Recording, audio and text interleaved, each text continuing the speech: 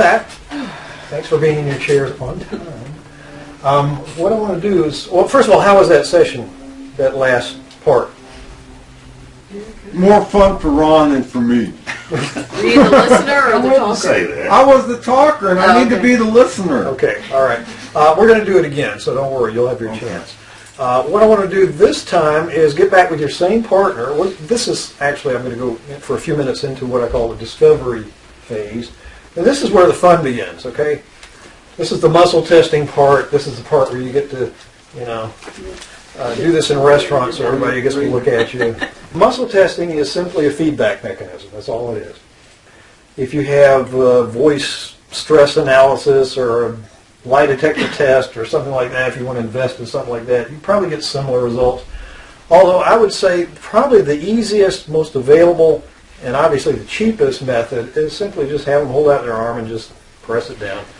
And there's a way of doing it and there's a way of not doing it that works, and some works, some does not. And I'll give you some of the indicators of both. You had a question? Yeah, okay, so we're going to learn about the muscle testing more so from the professional standpoint. Okay, well, let's say we want to be muscle tested ourselves and want to check something out, but there's nobody around us at that moment that can do it. Can they just press down and you ask the questions? We're going to get to that. Okay, good. Okay. Muscle testing involves both the ku and the uhani, both the conscious and subconscious minds. The conscious mind is involved in the sense that we're consciously holding our arm to the side. And so therefore the voluntary muscles are involved. Remember, the uhani, or the conscious mind, controls the voluntary muscles, according to Huna. Now, there is a big element in there which is controlled by the ku, and that is the involuntary muscles. The ku controls the involuntary muscles such as your digestion and your breathing and your this and that, your capillaries expanding or contracting, things like that. Also, the involuntary muscles are some smaller muscles in the arm and the leg and the body and so forth that you don't control consciously unless you've been doing yoga for 20, 30 years and you can slow down your heartbeat consciously and things like that. Some people can do that. I don't see a reason to learn that process personally. But there are some people who can do it. So the difference is the conscious control versus the involuntary control, and that's where the muscle testing comes in. I don't exactly know how it works. All I know is that that's the best description I have. Well, the involuntary muscles kick out, and therefore you go slightly weak. Doesn't blow out entirely unless it's an issue that's just so close to home. But Curious question. This yogic guy who can control the involuntary, could he have a problem with muscle testing? possibly, yeah. accurate. Yeah. Okay.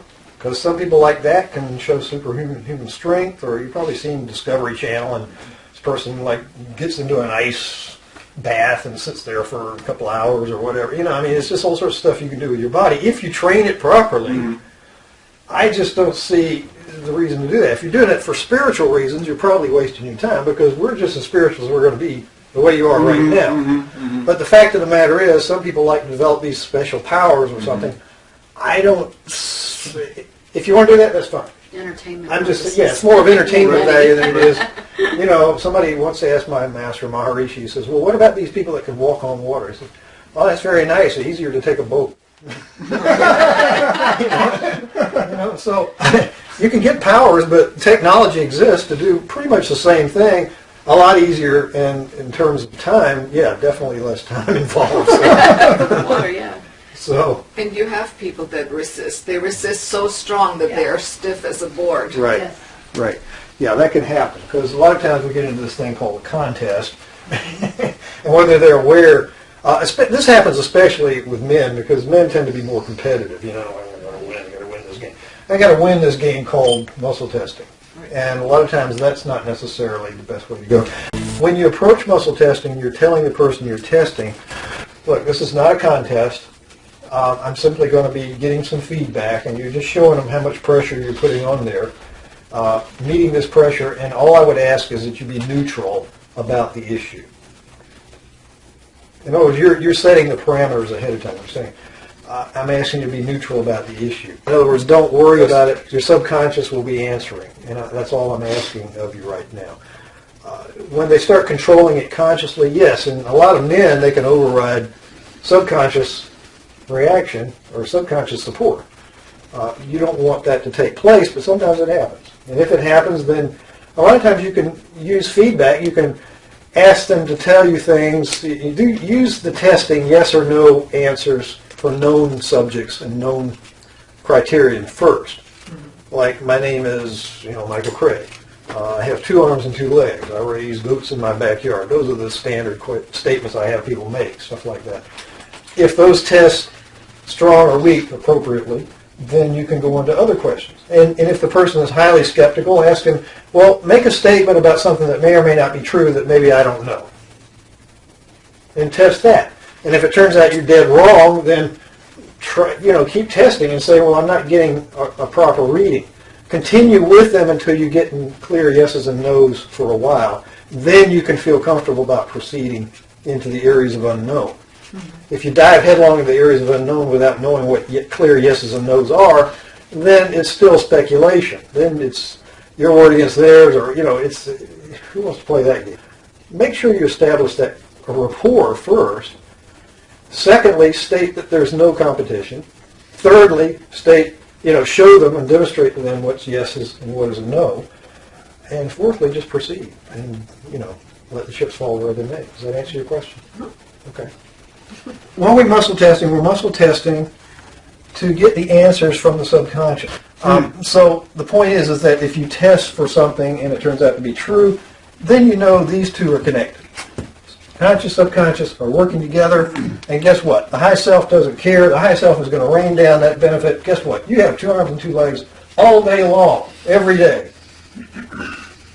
No big deal, right? It is a big deal, especially those that don't have 2 arms and 2 legs. Okay, so just imagine this miracle we call life, and the fact that we live and breathe every single day. That's a miracle. It's a miracle we're alive here today. So congratulations. You may be sleepy, but you're alive and you're here. Okay?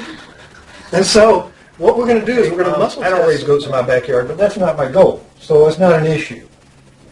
However, if they have no money, I don't know how to attract money, and they say, I choose to be worth $1 million, and they go weak, that may be something they want to work on. Or maybe not $1 million, maybe they want to start at 100,000 or something. So you want to start where they are and where they want to go. And this is where the life coaching comes in. And once you establish their criterion, then you can start understanding the motivation behind why they're testing weak or why they're testing strong. And primarily they're going to test weak because what? Anybody venture a guess? Why would somebody test weak for, say, being worth a lot of money or having a good relationship or a decision? It's a decision. Why would they make a decision not to have those things? Because of the story they made. Why would they have a story like that? Because something happened. Because it serves them and their perception of it at the time. Right. It served them at that time, and it helped them. Okay, you're close. It served them at the time, meaning what? Why would it serve them? In other words, what is the... It served them, so therefore what? There was an impact of some sort. It's the theory, it's the law of the VGR. Good reason. The very good reason. Okay? There's a very good reason why the subconscious does not make a decision to support the conscious mind in that particular instance. Were you just inferring, though, that whatever this decision was, that at that time when they made it, it worked for them? Yes. I'm not saying it worked for them, but at the time they made it, it was based on some survival issue that they deemed so important that they had to put that in there and lock it into place and keep it going, no matter what the age of the conscious mind or no matter what age you are. But that doesn't mean that there's necessarily some sort of proof to them that that decision worked at that moment. Correct. Just Okay. makes sense. It worked to the subconscious. Okay. Okay. If I fell when I was 2 years old and broke my arm, I made a decision. Heights are bad. Falling is bad. So I made a decision to avoid getting up on high chairs or high places or whatever it is, and I fought that. And so I made a decision, because for me it was a survival decision. Well, if I fall next time, I could die. I mean, I'm 2 years old, I don't really know what death is, but I have an idea it hurts. And for me, that's the same thing, if I'm 2 years old. And actually, babies automatically have a built-in fear of falling anyway. Generally, they're born with that, for the most part. So it's built in, or if it's not built in, it's a survival decision of some sort that I avoid this at all costs because I could die. And we always have that ever-present idea that we could die, even as babies or kids. So we want to avoid those issues, and so very good reason is always tied into some survival decision. I think you were telling me Joe Vitale has teamed up with somebody and they've created this technique where basically they reprogram you or get you to the point where making money or being successful is tied in with a survival decision. Some way or another. Right. Basically, they create the illusional effect of survival of death mechanism, in other words, and then tie in the money-making decision into that. But I'm going with a mic system. Yeah. And that can work. However, what happens is that if you tie your success in with a survival decision, you will be successful. You know, the Rockefellers, the Vanderbilts, all these guys were successful, but guess what? That was tied into some heavy-duty survival decisions that they made as kids. They didn't survive. This was, dog-eat-dog world they were in.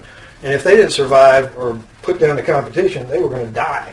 That was how important it was for them to be that successful. But it's based on what? Memory or inspiration? Memory, isn't it? And probably fear. So if you're a Rockefeller and your survival is based on having billions of dollars in the bank, and if you dip below $20 billion in the bank, you might die, what are you going to do?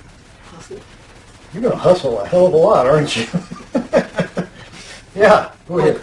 Quick question, but then if you don't make that money, wouldn't you still keep the decision that since we don't have that $20 million, we're not surviving? I'm not sure I understand Okay, the question. if you connect the survival mechanism, what you just said, it's based on survival, hypothetically to make that $20 million. Right. What if they realize that someday they actually failed? Wouldn't Then they have no possibility for happiness. Okay. See, what this does is it raises the bar so much that your happiness is imperiled. The bottom line, it's a story. And even this system you're talking about, that's just creating another story. It's creating another story, and every time you have a story, you're separating yourself by 1 degree more from your happiness, your well-being, and your divinity. Okay? So if you want to touch into your divinity and your happiness, let go of the stories. Let go of the very good reasons to do anything and start embracing this aspect of thought called inspiration. That's your true happiness. That's where happiness lies with all of us. Once you can let go of the need to relive these memories, these good times, so to speak. People run around trying to be happy. They're trying to relive good times. All they're trying to do is revive memories which have nothing to do with happiness. They're just memories. And maybe they're good memories, so-called good memories, but inside you feel empty. Have you ever noticed that when you try to revisit old memories and things, it may feel good for a time, but there's sort of an emptiness that goes with it. It's sort of like a hollow feeling because it's not there anymore. It's already passed, and you're just holding on to a shell, something that has no substance to it whatsoever. You cannot repeat an experience. Right, and so what happens is inspiration is the only experience that you can have that actually has happiness as its very nature. Inspiration and divine, and being in that presence of divine. And what did I say? When you're listening, when you're completely listening in that divine listening practice, you're as happy as you're going to be because you're in the presence of divine. You're in the presence of this divine being who made a survival decision to be flat broke. And you're admiring that. And you're saying, good for you. You go, girl. That's great. That's wonderful. Would you like to change it? I mean, it's just an invitation. I mean, I'm not making you do that. But it's one of those things where you invite people to change if they want. Because obviously they're there for a reason. And the reason is, I want to change this. Can you help me change it? Well, that's a direct invitation to you to intercede. So therefore, there's no non-interference involved. You're helping to by listening, you're saying, another divine being is talking to my divine being and saying, I need your help. That's an open invitation to start questioning, muscle testing, and asking the right questions. Purposeful questioning comes out of this first step, which is the interview, by the way. So let me review real quick. Is this clear about what I just covered here? Okay, good. I want